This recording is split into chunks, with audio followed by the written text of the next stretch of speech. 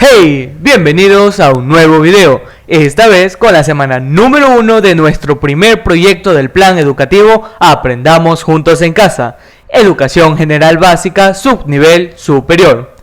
A lo largo de este mes, desarrollaremos un proyecto en torno a la resolución de conflictos de la vida cotidiana. ¿Quieres saber cómo hacerlo? Pues vamos a ello.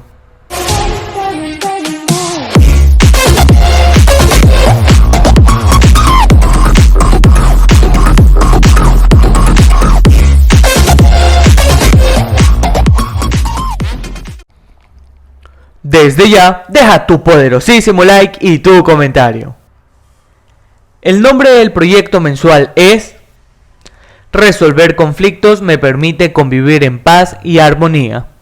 A lo largo de este mes hablaremos acerca de problemas de la vida cotidiana y los aprenderemos a resolver. Estos van a estar relacionados en torno a temas sociales, ambientales, económicos, culturales, entre otros. Para esto es necesario de que seas lógico, creativo, crítico y complejo. En esta semana se trabajará con las siguientes asignaturas: lengua y literatura, matemática, ciencias naturales y estudios sociales. Desarrollo. Actividad número 1. Identificar los conflictos y problemas que existen en mi entorno. La exposición oral. ¿Sabías que, según la Real Academia de la Lengua Española, un conflicto es un problema, cuestión o materia de discusión? Es muy normal que en los ámbitos de la vida, en cualquier ámbito de la vida y en las relaciones que existen entre las personas, haya conflictos. Es sumamente normal. Así como existen los conflictos, también es normal de que aprendamos a resolverlo. ¿Y cómo será que lo resolvemos? Antes de eso, veamos qué significa conflicto para la Escuela de la Paz. Según esta, los conflictos se producen entre personas que tienen intereses distintos y posturas que no son compatibles. Entonces, cada vez que hay un conflicto es por un desacuerdo que hay. Entonces, ¿qué podemos hacer nosotros para aprender a resolver esos conflictos? Cuando tenemos distintos intereses, lo importante es que lleguemos a un punto en el que ambas personas ganen. Y si ambas personas ganan, ambas personas son felices. Los conflictos son naturales en las relaciones entre las personas y deben ser diferenciados de las situaciones de violencia y maltrato. Una cosa es tener un conflicto, discutir, decirnos ciertas cosas, pero es muy distinto a una situación de violencia y maltrato, cuando ya se acude al golpe. Esto no es normal. Estos últimos no deben de ser justificados en ninguna circunstancia. Mientras los conflictos sí se pueden solucionar dialogando. Como vimos en el párrafo anterior, sabemos que existen varias definiciones de la palabra conflicto. Ahora, tú vas a crear 3 definiciones propias y vas a escribir un ejemplo de cada una. Aquí tú vas a poner tu propio significado. Con tus propias palabras vas a decir qué crees que es un conflicto. ¿Qué es para ti un conflicto? Y adicionarás un ejemplo. Cuando una persona es capaz de realizar algo de manera efectiva, a eso se lo conoce como habilidad. La habilidad se puede entender como aquella destreza o aquella disposición para ejecutar una acción correctamente. Si aplicamos esta definición a la vida cotidiana, podemos decir que una habilidad o las habilidades del pensamiento Son procesos mentales que nos permiten adaptarnos a la realidad o a la capacidad de solucionar problemas. Una de las habilidades básicas que necesitan las personas es la de comunicarnos, para así poder resolver nuestros conflictos. El diálogo. Este diálogo nos va a permitir expresar emociones positivas o emociones negativas. También nos hará expresar peticiones, críticas, entre otras cosas.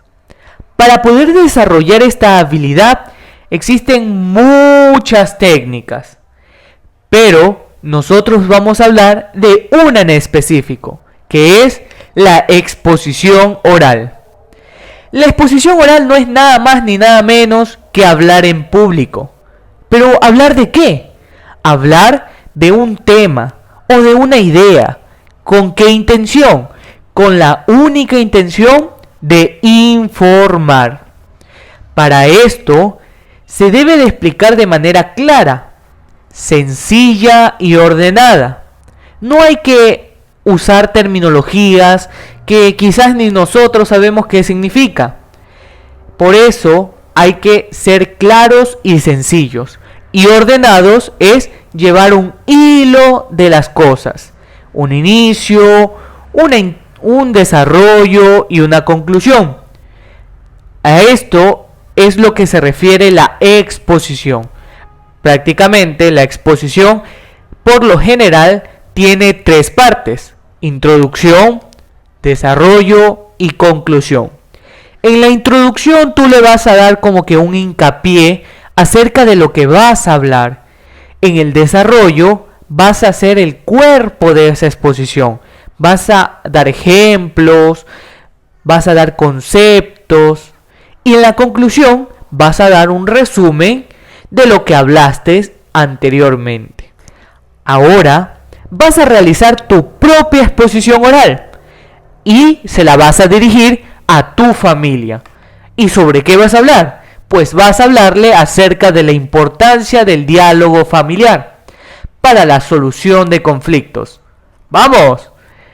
Invita a toda tu familia en una hora específica y en un lugar específico y diles qué importante es el diálogo familiar y cómo éste puede ayudarnos a solucionar conflictos. Actividad número 2. Potencias de números enteros. Aquí se nos presentan 4 ejercicios, los cuales debemos de resolver.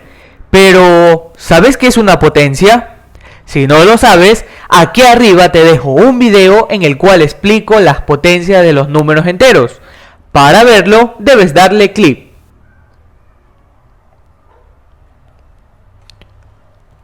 Actividad número 3. Ciclos biogeoquímicos. ¿Saben qué es un ciclo biogeoquímico? Bueno, al ciclo biogeoquímico se le denomina al movimiento o a la circulación. ¿Pero a la circulación de qué? A la circulación de los principales elementos biológicos y geológicos. ¿Y cuáles serán estos elementos?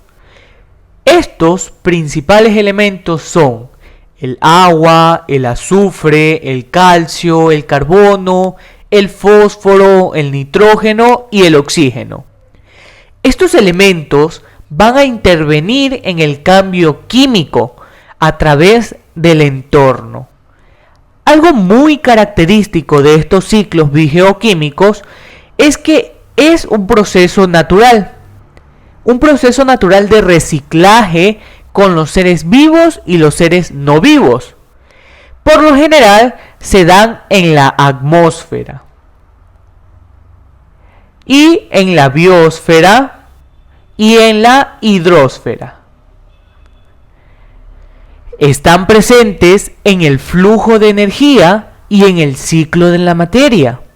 Aquí van a intervenir diferentes formas de vida y todo este proceso va a ser posible la vida en el planeta Tierra.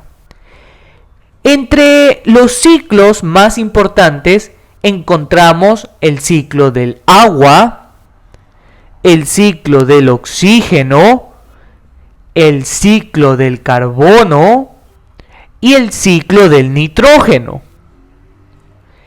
Estos son alterados por actividades insostenibles del ser humano, en especial la contaminación. Cualquier tipo de contaminación va a hacer que estos ciclos bioquímicos se alteren. Estos pueden ser gaseosos, sedimentarios o mixtos. Por ejemplo, vamos a hablar un poquito acerca de un ciclo en especial, el ciclo del agua. Este ciclo del agua es un proceso hidrológico, es decir, que se va a basar en el agua. ¿Qué va a pasar aquí? Esta va a circular por la Tierra, por los seres vivos, por el océano y por la atmósfera. Todo este ciclo se va a dar con la evaporación de los océanos. Estos se van a evaporar debido a la energía solar. Luego de que se evaporen, se van a condensar, es decir, se van a convertir en nubes. Cuando esas nubes ya estén muy pesadas, van a precipitar, es decir, va a caer a la tierra en forma de lluvia. Una vez que ya cae, se forman los ríos, los lagos, y todo eso se va a filtrar por la tierra. Por debajo de la tierra va a haber una infiltración hasta que llegue nuevamente al océano. Y así se va a cumplir el ciclo del agua. Este ciclo no va a tener fin. Va a estar dando vueltas. Va a evaporarse, condensar, precipitar, infiltrar. Evaporarse, condensar, precipitar, infiltrar. Ahora que ya hemos hablado acerca de este ciclo del agua, vas a dibujar el ciclo del agua. Vas a hacer un dibujo. Vas a dibujar y luego vas a reflexionar. ¿Cómo crees que beneficia este ciclo a todos los seres vivos y no vivos que lo conforman? Bueno, ahí tendrás que hablar acerca de los beneficios del agua. Para hidratarse, para bañarse, para cocinar los alimentos, entre otras cosas más. Luego vas a contestar estas preguntas. ¿Por qué crees que les afectaría a los seres vivos la falta de alguno de estos ciclos que conforman la litosfera, hidrosfera y atmósfera? Fíjense bien, estos ciclos bioquímicos son esenciales. ¿Se acuerdan que yo les decía que son esenciales para algo? Que hacen posible algo. Exacto, hacen posible la vida en la Tierra. Si llegase a faltar uno de estos ciclos, la vida en la Tierra se vería perjudicada. Imagínense que no exista el ciclo del agua. Una vez nosotros hayamos gastado toda el agua del planeta, y si esta agua no vuelve al ciclo normal, ¿qué pasa? Nos quedamos sin agua. Y si nos quedamos sin agua, ¿qué se imaginan que puede pasar? La extinción del ser humano. Asimismo, si no hubiera el ciclo del oxígeno, si prácticamente respiráramos y no botáramos ese dióxido de carbono para que los árboles lo conviertan otra vez en oxígeno limpio, ¿qué pasaría? Nos extinguiéramos. Entonces, eso deben hablar ustedes con sus propias palabras, decir qué pasaría con el ser humano, y no solo con el ser humano, con todos los seres vivos en general, animales, plantas y humanos.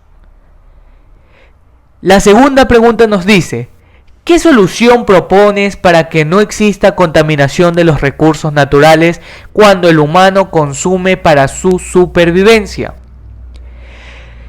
Consumir los alimentos que nos da la tierra tiene que ver mucho con la contaminación. ¿Por qué? porque se daña el suelo, porque se usan químicos para las plagas y muchos otros factores. Entonces, uno de los más recomendables, ¿qué sería? Hacer nuestros propios huertos en casa, sembrar nuestro propio alimento, cosas que se puedan tener en casa. Y otra solución, ¿qué más sería? Para evitar la contaminación. El uso de las tres.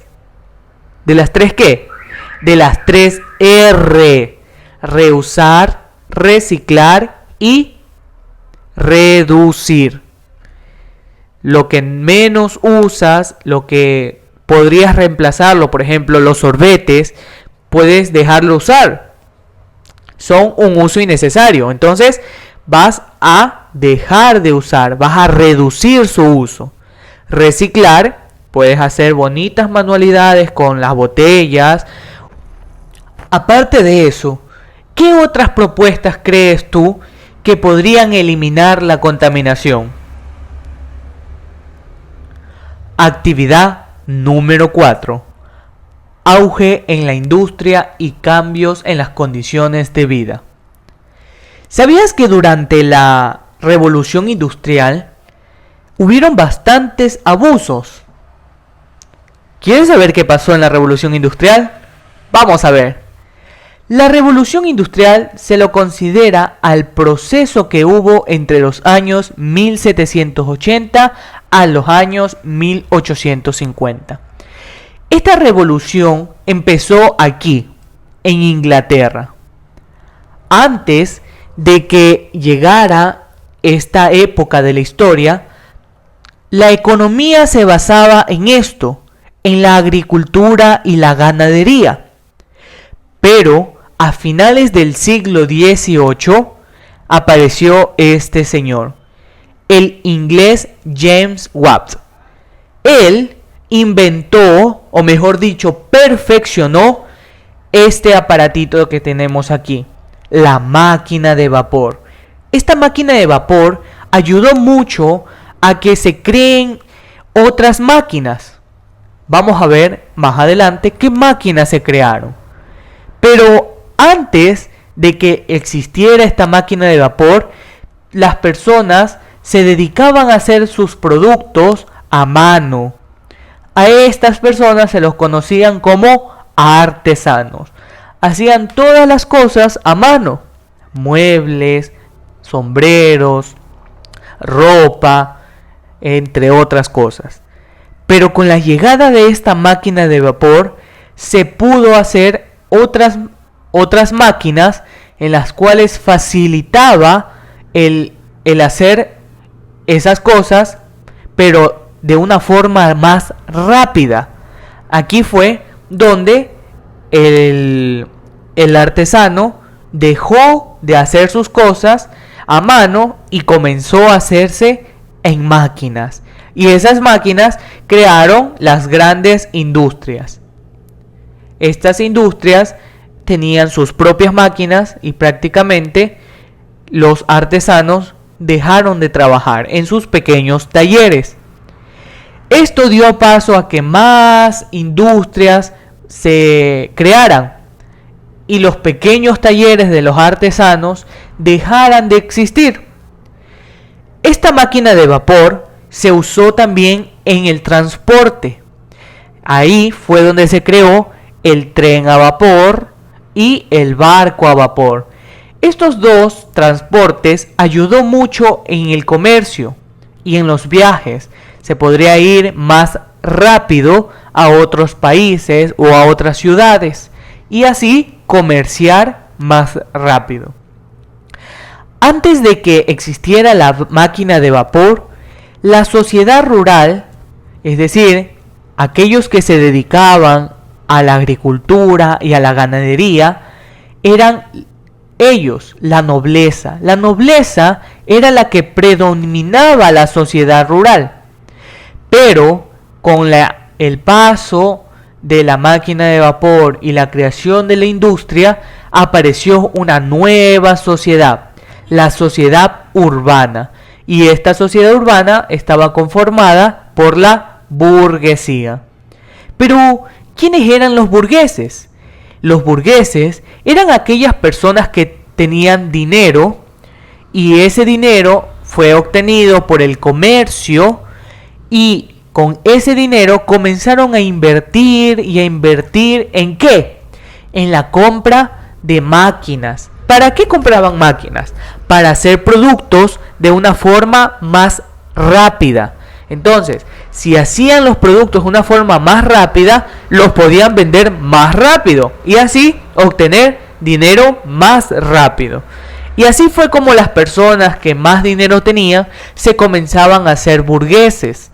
Y ellos eran prácticamente los dueños de esas grandes fábricas, de esas grandes industrias. Y en esas fábricas trabajaban los obreros, también conocidos como proletarios. Estos proletarios, a principios de esta revolución industrial, trabajaban de una forma de explotación, de opresión. A estas personas, como eran las más pobres, no tenían mucho dinero para crear sus propias fábricas y lo que les tocaba era trabajar en estas fábricas. Pero eran condiciones muy paupérrimas. Entonces, incluso se dio que los niños trabajaran en estas industrias. Los niños trabajaban asimismo en condiciones muy malas, incluso condiciones peligrosas. Con el paso del tiempo, los obreros fueron creando marchas, exigiendo derechos, hasta que hubo un tiempo en el cual comenzaron a los burgueses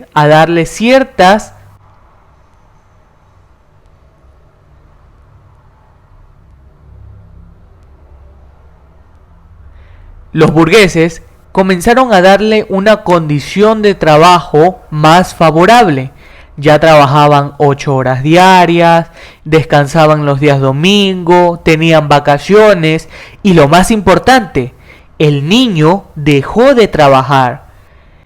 Hoy en día seguimos utilizando esos derechos. Además, algunas de las máquinas que usamos son la versión mejorada de las máquinas de esa época. Ahora que ya sabes acerca de la condición de la revolución industrial, vas a hacer algo que se conoce como los puntos de la brújula. Aquí vas a encontrar un norte, un sur, un este y un oeste. En cada punto cardinal vas a encontrar preguntas que las vas a resolver de acuerdo al tema de la revolución industrial. ¿Qué necesito saber o averiguar acerca de los avances científicos? ¿Qué me gusta de este tema? ¿Cuál es el lado positivo sobre el auge de la industrialización? ¿Qué te preocupa sobre este tema? ¿Cuáles son sus inconvenientes? ¿Cómo influyó la revolución industrial en nuestra vida cotidiana contemporánea? Recuerden, conocer el pasado nos ayuda a entender el presente y a mejorar el futuro. Eso es todo por esta semana. No olvides suscribirte, darle like, comentar y compartir. Aquí arriba te dejo un video relacionado y abajo encontrarás las demás semanas de tu curso. Nos vemos en una próxima entrega. ¡Chau, chau!